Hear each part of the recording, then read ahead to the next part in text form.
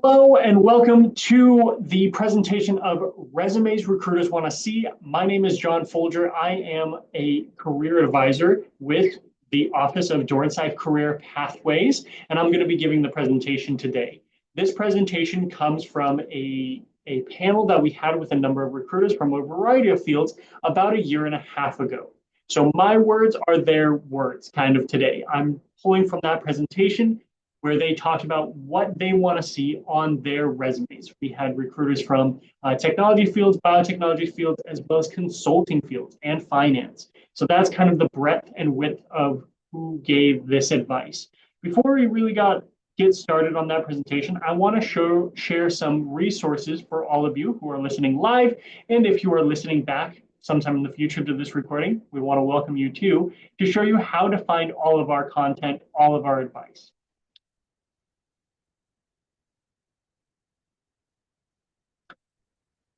One great method to find our content, our stuff, is our YouTube page. So if you were to search Dornsife Career Pathways, there are two Dornsife Career Pathways pages.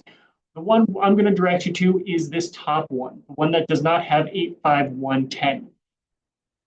10, excuse me, not 110. It is just the Dornsife Career Pathways. That's where you can find all of our videos.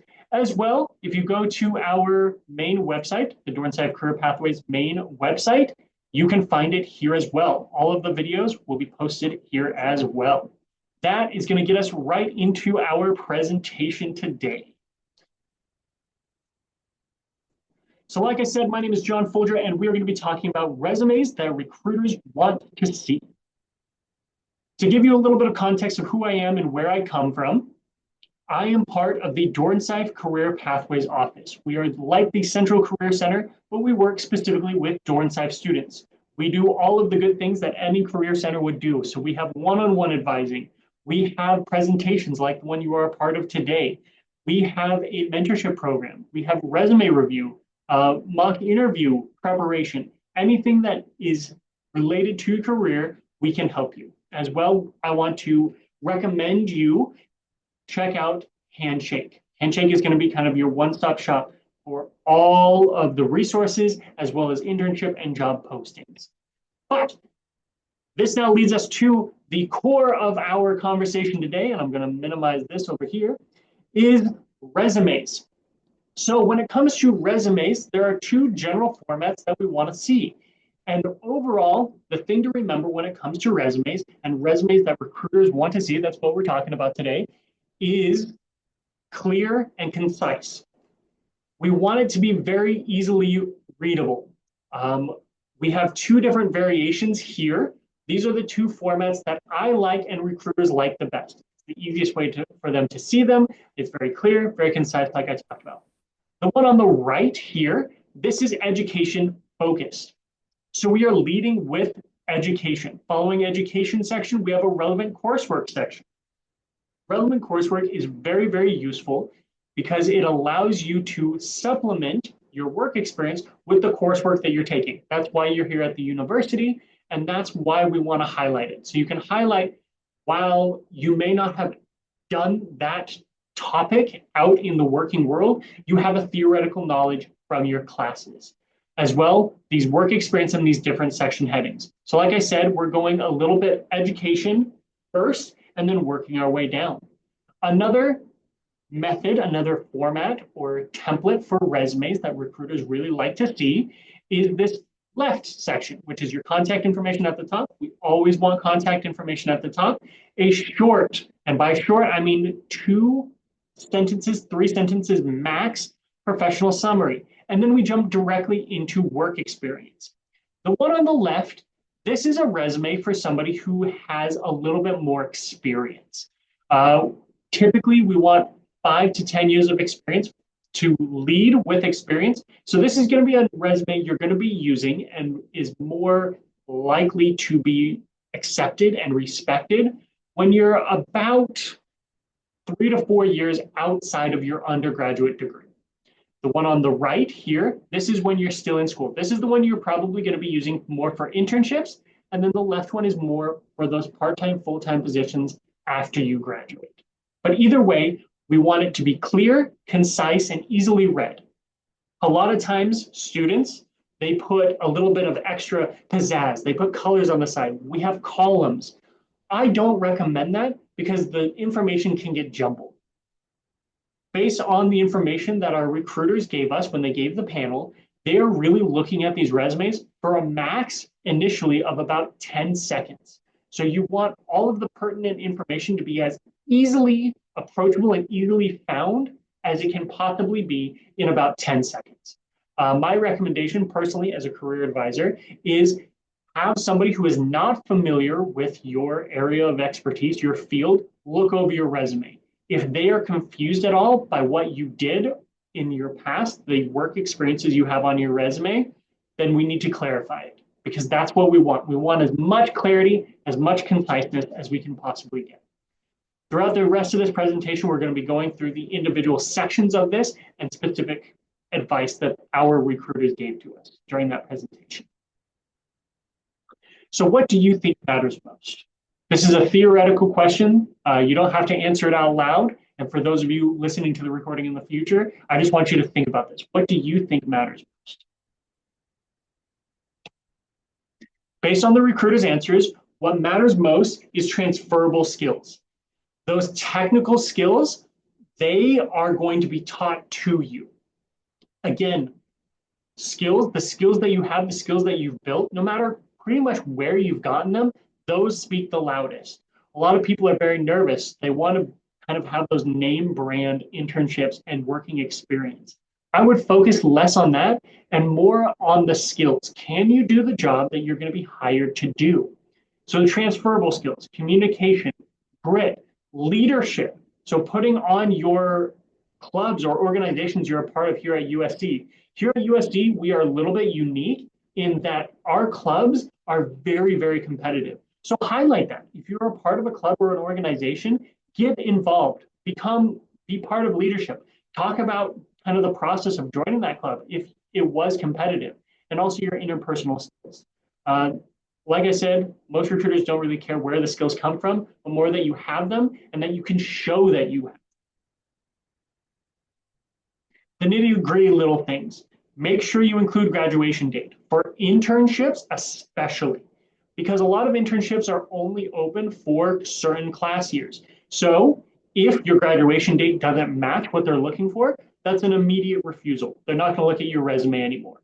Also, if you don't have a graduation date, it's the same thing as having a graduation date that they're not looking for. If you don't have one, they're going to assume that you don't fit into the qualifications that they're looking for, and they're going to reject that resume. So always include your graduation date. If you don't fit those qualifications, maybe that's not the best internship for you to apply to. So make sure you have that graduation date. Have personal touches. Have your personality come out. That's where I recommend that relevant coursework. What courses have you taken? What languages do you speak? Speaking additional languages other than English or the language that is kind of the most common thing in that industry is going to be valuable to you. Have those kind of personal touches. I recommend, and these recruiters also recommended, picking the top 2 to 3 places you have worked and grown at. Leadership roles, transferable skills. You don't have to list all of the things you've ever done in your life. Really, we want to hone in on the ones that are most applicable to the position. And finally, they really only want to see college. If you don't have anything in your college kind of portfolio and you're only referring back to high school, they don't want to see that. These recruiters really, really, really stress that leave high school in the past. If you are a freshman here at the university or wherever you are, if you're a freshman, okay, there's a little bit of wiggle room there for including high school. But after your freshman year, do not include college. Do not include high school, excuse me. Include college things, do not include high school things, unfortunately. The recruiters part of that panel, no matter what industry it was, whether it was the biotech, finance, or consulting that we had, they really, really stressed that they no longer wanted to see high school achievements or kind of high school educational facts. So getting into the meat and potatoes of what a resume is, these bullet points that we're talking about, this is how these recruiters recommended that you develop your bullet points. Number 1 is what. What did you do? Giving the context of why you're bringing up what you're bringing up in your bullet points as part of your resumes. Number two, what skills? How did you do it? So what did you do? Whether that's assessment, analyzation, conversation, communicated. What did you do? How did you do that? So if we're communicating something, communicated via email, communicated interpersonally, communicated via the phone. How did you do it? Why did you do it? So communicated via email in order to promote or to raise funds. And then the results. Results are huge to recruiters. Results are huge to hiring managers because ultimately that's what they're looking for. Excuse me, I lost my train of thought for half a second there. Are you as a intern or a part-time, full-time worker, are you going to bring in results? When you are hired in, no matter what position you are an investment. So these results, if you can get them, if you can get numbers, if you can get results, this shows your employer, the person running the internship, whatever you're applying for, that you can bring in results and you're worth the investment. So a excellent bullet point has the following. What? So that action verb, skills and details, how, purpose, why, and then results if you have them. Really, really, really strive to put on results on your resume. As you're going through future internships, future part-time jobs, future full-time positions, really strive to get the numbers, get the data of your work so that in the future you have those numbered results. Again, if you can put a number on your resume, that draws the eye. That is what recruiters are looking for. Oh, this person had a 20% increase. They brought in $20,000. Whatever the number may be, we want those results if you can have them. Based on recruiters' answers, what matters most to them is they want to see detail-oriented. So if they have detail-oriented, and everyone is, they want to make sure that everything is consistent, that your font is the same, that whether you put a period at the end of your bullet point or you don't, it's consistent, that your verb tenses are consistent, that the details that they're looking for a detailed-oriented person, and you're saying you're a detailed-oriented person, that they want to see that the details are there. They prefer words only. Graphics, they don't necessarily want to see. And they don't relay information as well as you think. One of the recruiters back during this presentation, they talked about that some students would put, for example, detail-oriented, and they would put 3 checks after detail-oriented.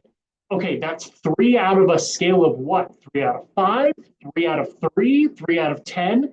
So graphics don't really convey as much information as you may think. So in general, remove the graphics. Tailoring using language of the job description best. Give the people what they want. If they are looking for somebody who is great at analysis, talk about your analysis skills. If they want somebody who communicates effectively interpersonally, talk about interpersonal communication and the effectiveness of your interpersonal communication. Use the language of the job description. That is a common thing that me, as a career advisor, I am asked with my one-on-one appointments with students. They say, John, I want to stand out on my resume. I am telling you, and please believe me, because I've seen enough resumes and gotten enough people hired, that what makes you stand out is by following the job description. I know it feels like, oh, everyone is going to put the same thing. Everyone is following the job description. I'm telling you that they're not. What you want to do is follow the job description. You want to give the people what they want. The best candidate is the one that fits the description the closest. And that is the person who's going to get the interview, and then interviews lead to jobs. Numbers and percentages, like I was talking about just a second ago, are huge. They show the results of your actions. You are an investment, show the results of you as an investment. If you are able to quantify how many people you interact with in a day. So let's give an example of this. Let's say that you are a barista at Starbucks. I'm not saying anything wrong with being a barista at Starbucks. It's an important job in the world. By being able to show a quantifiable number of customers you are able to help in a day, that tells me how easily you work in a fast-paced environment. If you're helping 100+ customers in an 8-hour shift, that tells me information about you. That tells me how quickly you can work through customers. That is valuable information. And it's as simple as just counting how many people you help in a day. So have quantifiable numbers and percentages as much as you possibly can. Get that information from past employers as well. I'm going to take a half second to look through the chat to make sure I'm not missing anything. I will answer your questions if these chat questions are questions. I will answer them at the end of the presentation, but I just want to take a quick look at this. Question. Great. We will be going through those questions at the end of the presentation. Thank you for typing them out. Continue to type them out, and I will get to all of the questions, both verbal and in the chat, at the end of the presentation. So the next part of your application that many people are aware of, and something that was talked about in our kind of presentation on resumes that recruiters want to see, is the cover letter. I recommend personally that you always include a cover letter, unless if it is explicitly stated in the application to not include a cover letter. That is the only time you should not. Now, I understand the kind of arduousness of writing a cover letter every single time. It does take a little bit more effort, but it will make you stand out. It is important. Now, what is a cover letter? A cover letter is a one-page document that supports your resume. Your resume is individual bullet points that aren't technically even sentences. We're looking for 2 to 3 bullet points under each work experience. That's not a lot of information.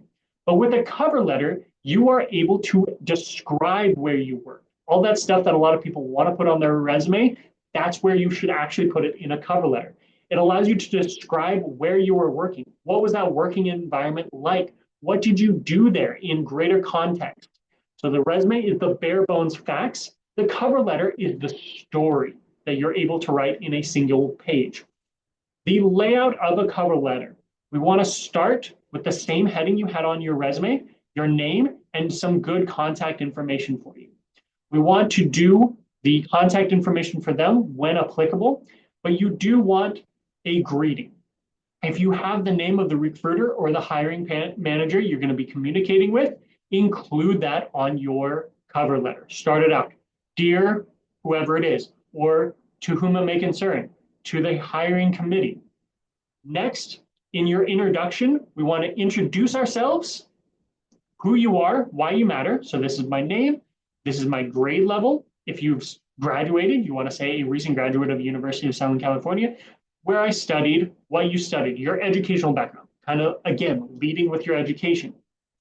Next, after introducing yourself and saying, this is why I'm writing this, so the title of the position you're applying for, we want to spend the rest of our time in this first paragraph talking about them.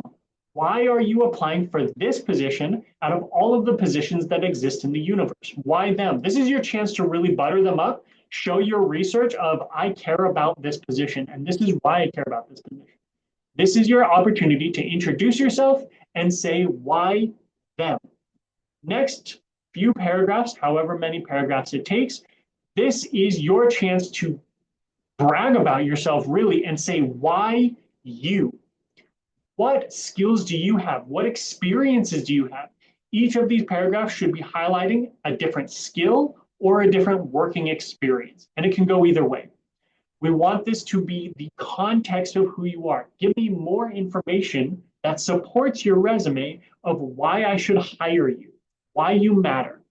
And then in the conclusion, we're wrapping it all up together. Why the two of you together? Why you as a candidate will work really, really well with the organization that is trying to hire you.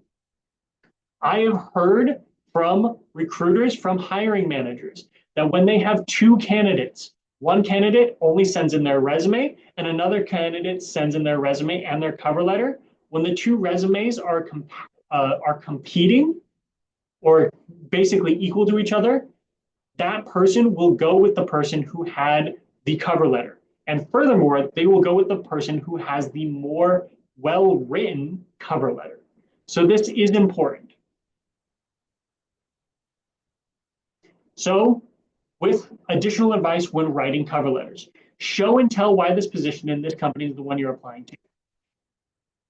This is your opportunity to explain yourself. Think of this almost as a written version of a mini interview. Why are you important? Why is this company important to you? Why do they matter? Give them all of those details. You only have a page to do it, so you don't have a ton of room to go into a ton of depth, but give as much depth as you can. Cover letters that are clearly AI generated are a big no-no.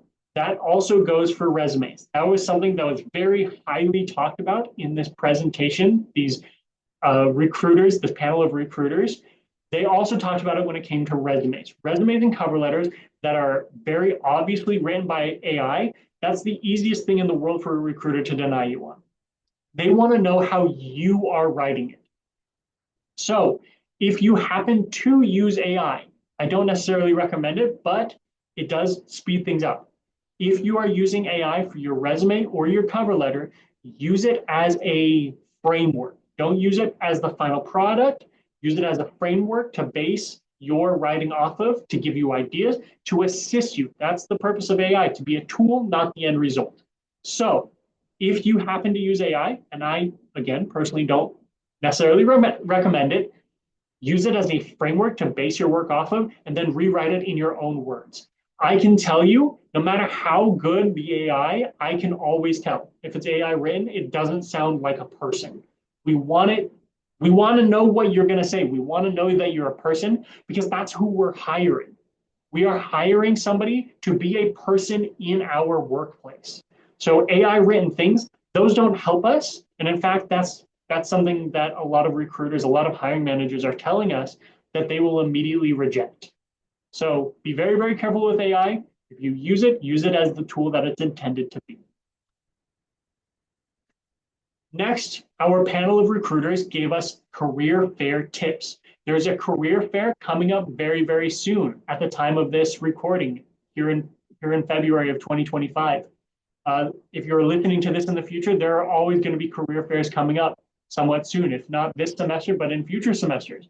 So this is what these recruiters talked about when they come to career fairs. This is what they want to see and what they don't want to see. When attending career fairs, do's and don'ts. Do, be friendly, introduce yourself. Specific questions are best. Do your research. Being authentic is more important than giving the quote unquote right answer. Focus on the interpersonal conversations, practice your elevator pitch.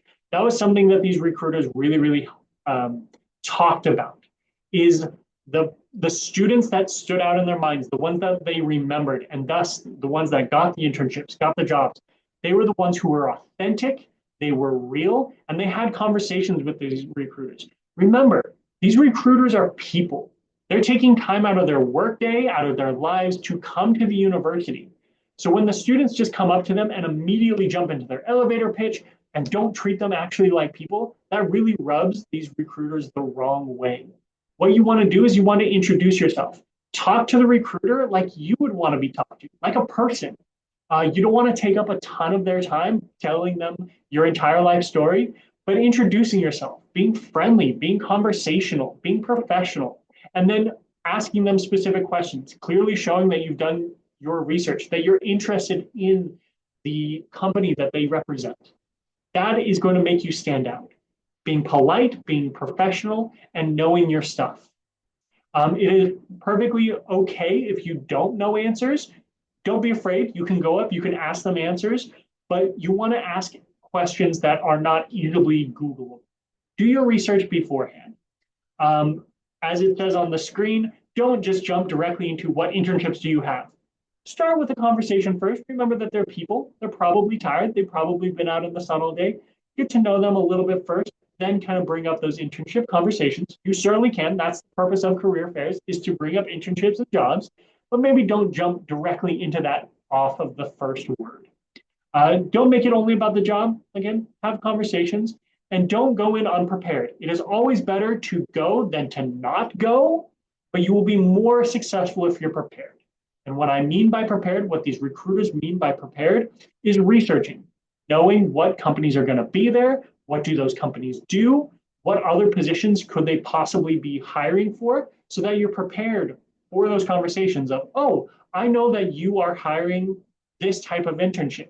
Can you give me more details? Can you give me more information on how I can apply for XYZ internship? The more information you have, the better. My personal motto, so John's motto when it comes to careers, is information is the currency of careers. The more well-informed you are, the better you're going to do in the career search. So just Googling things, looking things up on Handshake, going through the events tab, seeing who's going to be at these career fairs, that's going to go a really, really long way. So an elevator pitch, we kind of talked about practicing your elevator pitch, being ready with what you're going to say. What an elevator pitch is it's a brief speech to introduce yourself. It's kind of that time in 15, 20 seconds of telling a person your name and why they should care. It's kind of that beginning paragraph of a cover letter. This is who I am. This is a little bit of my history, and this is what I'm asking you about.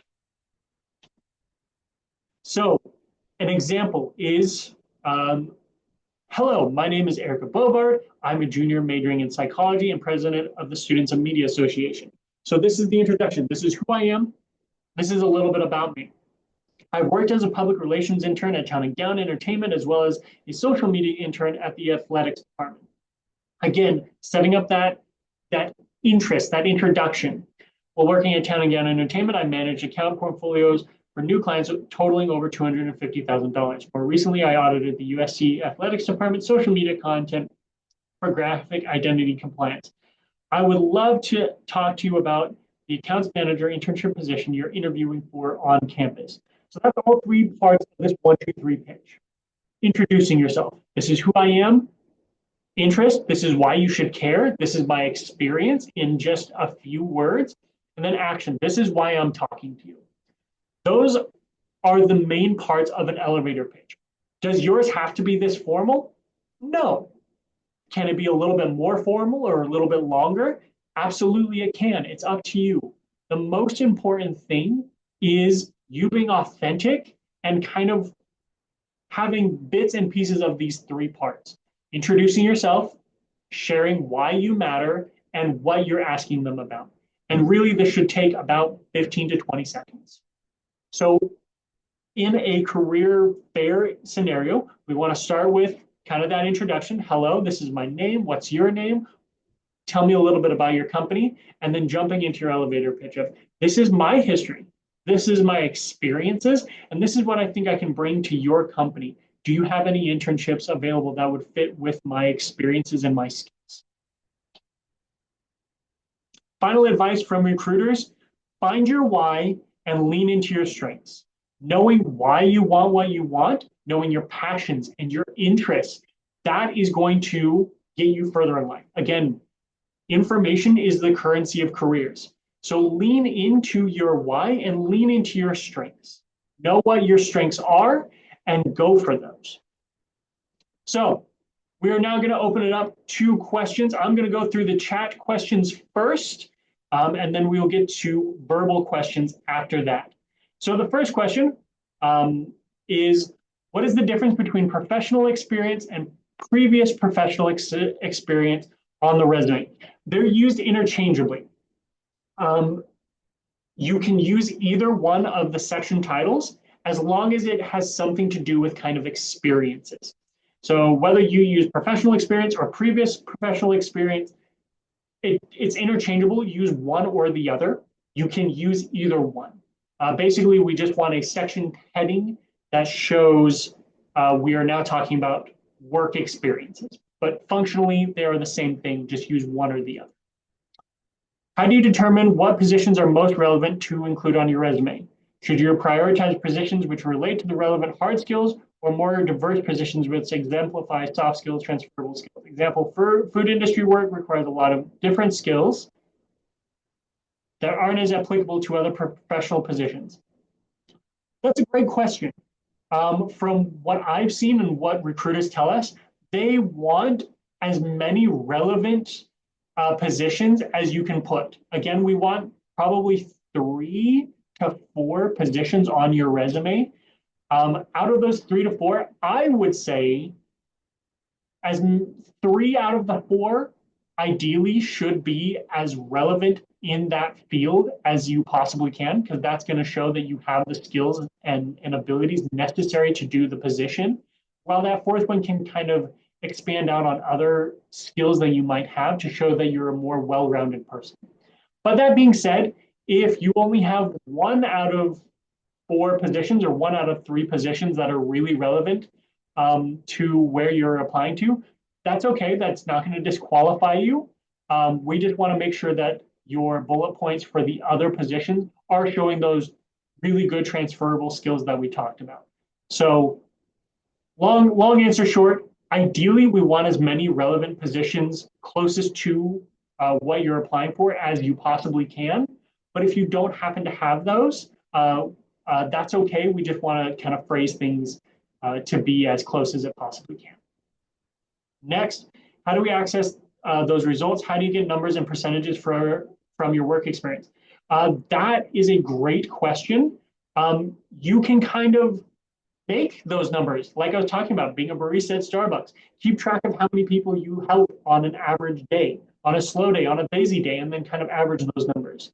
If you're working in a more numbers heavy, for example, a kind of a financial internship, ask your supervisor. I'm hoping I'm going to be using this experience in the future on my resume. Is there any way that I can get kind of the percentages? Asking in the moment. If you are already outside of that experience, kind of looking back and kind of creating those numbers. Some positions are going to have numbers and results kind of hardwired in, while others you're going to kind of have to fabricate. We don't lie, but we can create those numbers. We can quantify it the best we can. And in some cases, it's not quantifiable. And in those cases, we just don't have numbers. And that's okay. Numbers are always preferred, but if we don't have them, we don't have them. That's going to be the best way to access those numbers is in percentages, like I was talking about. Is getting them in the moment is always ideal, but always kind of looking back and kind of quantifying it the best you can. Yeah, try to count them yourself. Should you also include your contact information at the top of your cover letter if it's attached directly to your resume and combined into one PDF? I would not, number one, I would not recommend combining them into one PDF. I would have them separated into 2 different PDFs. That way, if somebody's like, I don't necessarily want to read a cover letter, it's not attached in that way. So because I recommend them being split, I do recommend having your contact information at the top. It doesn't hurt anything. It's not going to be giving them too much information because it's just the best way to contact you. So yes, I do recommend including your contact information on your resume and on your cover letter. And then I personally recommend splitting those two into 2 separate documents. Should you mention experience that is not included in your resume? Oops.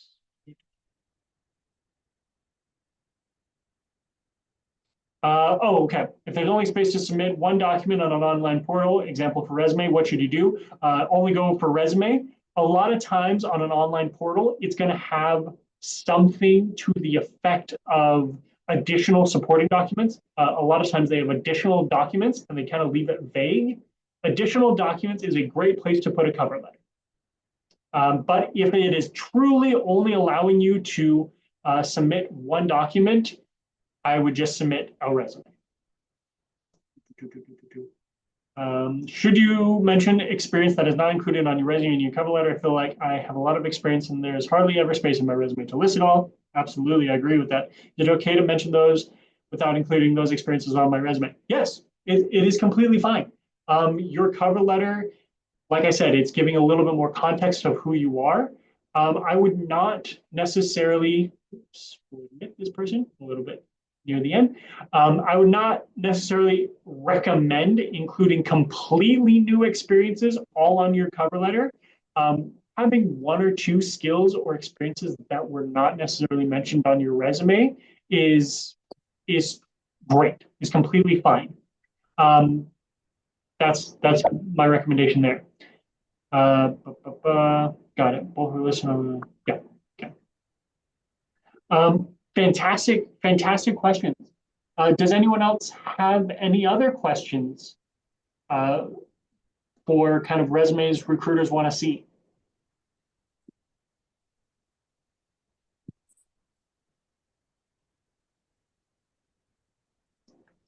The While you're thinking of kind of questions to ask, I really want to highlight that what recruiters want to see is authenticity. They want to know who you are. They want to know that you can do the job. So authenticity and skills. They want to know what skills you have. Are you going to be able to do the job? That's the most important stuff. When you are talking to these recruiters, talk to them. Go to these career fairs. Talk to these recruiters. Ask them directly, what are you looking for when you look at a resume? When I'm going to apply to this position later on after the career fair today, what is going to make me stand out in your eyes? That's a perfectly acceptable question to ask. That is a question you can ask when you find people on the Trojan Network or via LinkedIn, asking these recruiters, hello, do you have 10 to 15 minutes to connect so that we can talk about how to strengthen my resume for your industry and for your company? That is perfectly acceptable to ask. When it comes to in-person networking and career fairs, how do you manage those connections without making it feel transactional? What is the best way to keep up with those connections if you don't immediately have questions for them? The best way to make it so it doesn't feel as transactional is, if it sounds very cliche and oversimplified, but really put yourself in their shoes. Imagine that you are the recruiter. How would you like to be talked to? Knowing that there's a line of people that you're going to have to talk to after the person who's directly in front of you. So treating them like a person. After you're treating them like a person, talking with them, getting the information that you need from them. For that second half of the question, what is the best way to keep up with those connections if you don't immediately have questions for them? A great question to ask is, I'm very, very interested in your company. I'm very interested in internships or jobs with your company. I don't want to take a ton of your time. If I have additional questions, what's the best way to contact you? Hopefully, they have some sort of business card or way to direct you. Oh, if you have additional questions, we want people to contact us via this way. Ask them. I don't immediately have questions right now for you, but I know I'm going to have questions in the future. How can I contact you in the future? That's how I would solve that issue, is asking them. I want to contact you. How do I do so? And that's going to help with a little bit of the transactionalness too, of showing I care about what you're doing. I'm caring that you're here at this recruiting event. How do I get to know you better? How do I get to know you more? Being very, very genuine on, I'm very interested in what you do and I want more information. And is it going to be a little bit transactional? Yes, you're in a transactional environment, but doing what you can to treat the person, treat the recruiter like a person and be very professional and kind to them, that's going to go a really, really long way. Great question.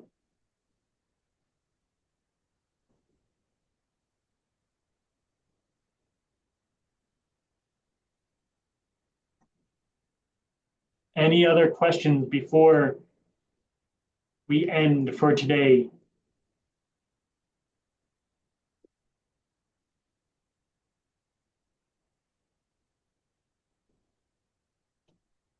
Okay, I want to thank you guys for coming to our masterclass, Resumes That Recruiters Want to See.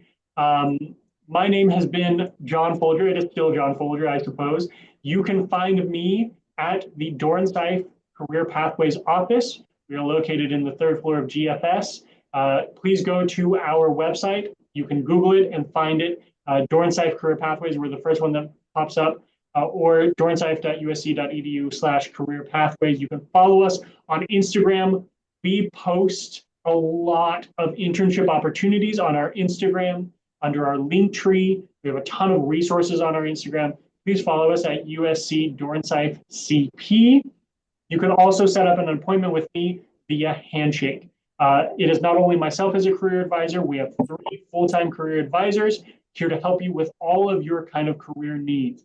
Please reach out and utilize us. I want to thank all of those of you who were able to make it to us live here today, as well as those of you who are joining us from the future and watching this presentation. Thank you so much for your time, and fight on.